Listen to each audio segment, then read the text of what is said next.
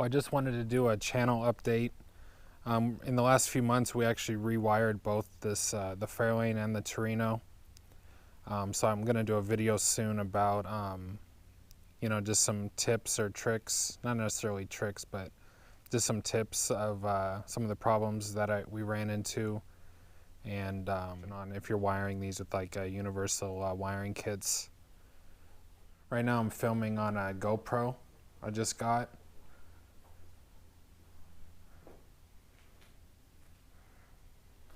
So hopefully that'll be a little bit better than the cell phone. Some of the things I'm working on with this are thinking about keeping the stock steering column. And then the engine came to about right here with the valve cover. I don't know how well I showed it in the last video. So the brake booster definitely needs to go over.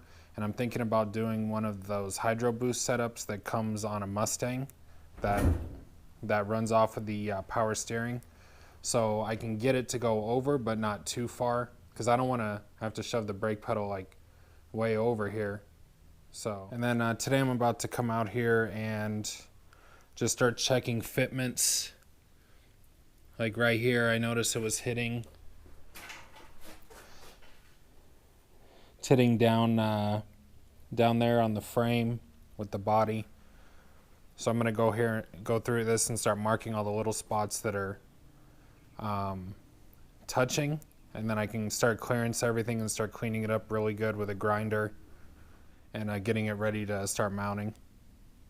Alright, so part of the other thing I'm trying to figure out is what I'm going to do about the steering column. Basically this is the stock steering column out of the Grand Marquis. It has the pad security, here's the ignition switch, and here's also a steering rotation sensor. And here is the stock style. Here's the stock style steering column. This one's out of a 69 Fairlane. Basically the same as the wagon one, but this one was just easier to get to. So the goal is to use a stock style steering column, and I'll probably go and remove the shifter and the shift indicator. Wire the well, that's for the transmission, but wire the stock turn signals in to the Crown Vic wiring, and then I'll just have to figure out how to do the ignition. And I want to keep a dash mount ignition, so I either need to figure out how to mount this into the dash of the wagon, or I need to rewire some sort of other ignition.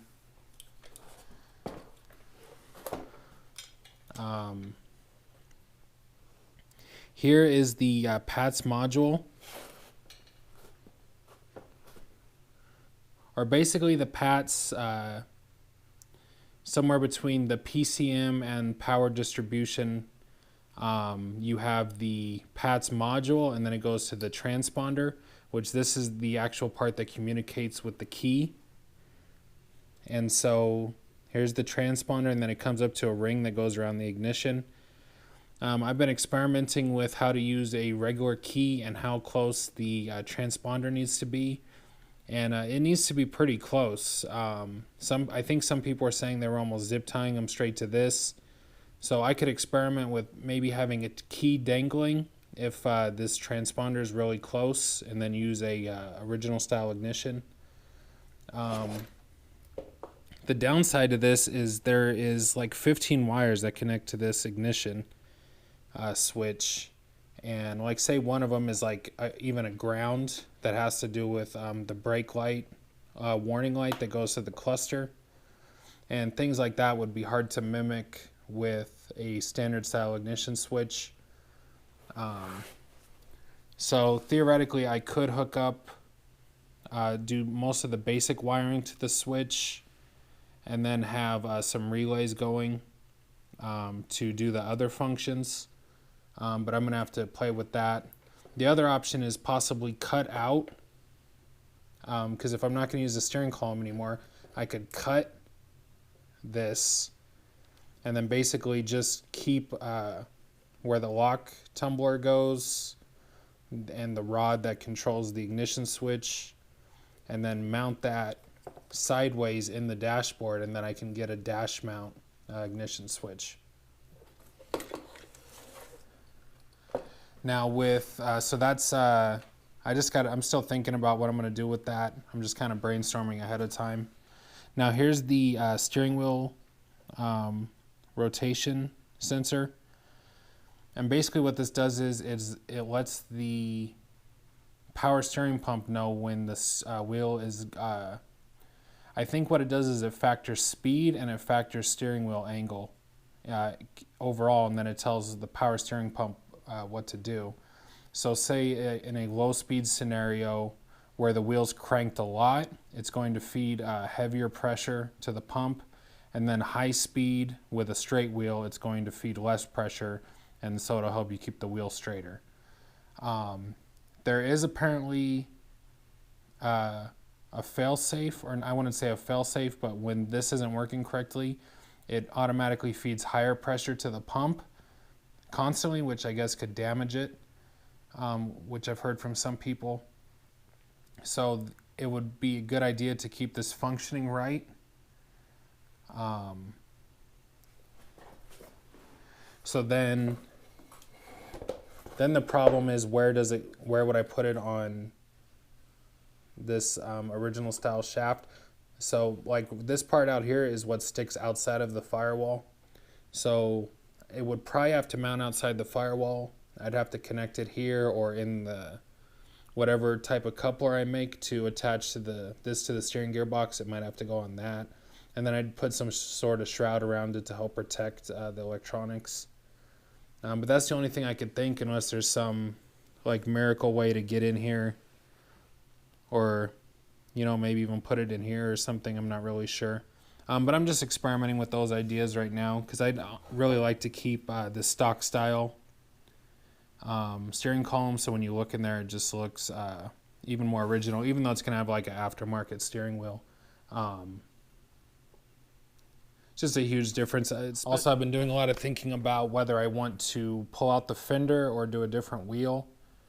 I think because I have to do the other side fender anyways because it's so mangled, I'm going to go ahead and pull this fender out, or this quarter panel out somehow, and get it so this wheel can tuck. And then what I'll do is I'll copy whatever I do on this side and do it on the other side. Plus it is kind of tight in here still. There's only like 1.5 inches between where this rear end link bolts up. It's only like about 1.5 inches space. So I don't want to crowd that too much. Like I said, you can see on this side where the quarter panel is all mangled. So theoretically I was going to have to rebuild this anyways from a copy from the other side if I don't find a correct quarter panel for some reason. So that's why my thought now is change the other side to fit correctly. Then I'll make like a buck or some sort of copy and then mimic it on this side to give it the right flare or whatever it needs to fit correctly. And then at the same time, I'll go ahead and copy it and fix all the damage also. Okay, I just wanted to show you guys the updated website, desertratracer.com. This is just a small collection of all the posts I've done and the videos I've done. You can go ahead and click on just the videos link and it'll take you to the different videos. The blog link will take you to all the different posts I've done. Then there's this website section. This will take you straight to the Instagram page that I just did. This one will take you directly to the YouTube channel. This one for crownvic.net will take you to the members cars page, where I just basically show the same progress that I've shown on here on their website. But you could follow there if you like that website. Then here's a contact section where you can fill out this form and hit submit for contact, or go ahead and just email info@desertratracer.com. And pretty soon I want to start doing like stickers and posters, like some with like this design right here that I did, and some other things. So I could start doing like stickers, posters, hats, maybe shirts and stuff in the future. Maybe just some little things to help raise some money and give people some cool stuff at the same time. Here's a quick look at the YouTube channel. As of today, I got 298 subscribers, which is pretty cool. I wanted to ask some of you guys about the length of the videos. Like this last video was 45 minutes. Here's a 30-minute video. I guess average, some of these videos are, 20, 30 minutes. I was curious though if you guys might appreciate like 10-minute videos, ones that are shorter, even like maybe 7 or 8-minute videos if they were done like daily, or so instead of waiting a long time to do a long video. The thing is though, I was trying to do things in sections. So like this whole video was like just about bracing. This whole video was removing the front subframe. And like the last video was just cutting the floorboard. So that's kind of part of the reason the videos were long too. Like the next video would be making the mounts, and then the video after that would probably be all the sheet metal work, and then eventually like a video on electrical. But if like the majority of the people watching these might think it's better to just do more, I'd say like a vlog style, how people like just post every few days no matter what. It's not necessarily a full episode dedicated to one thing.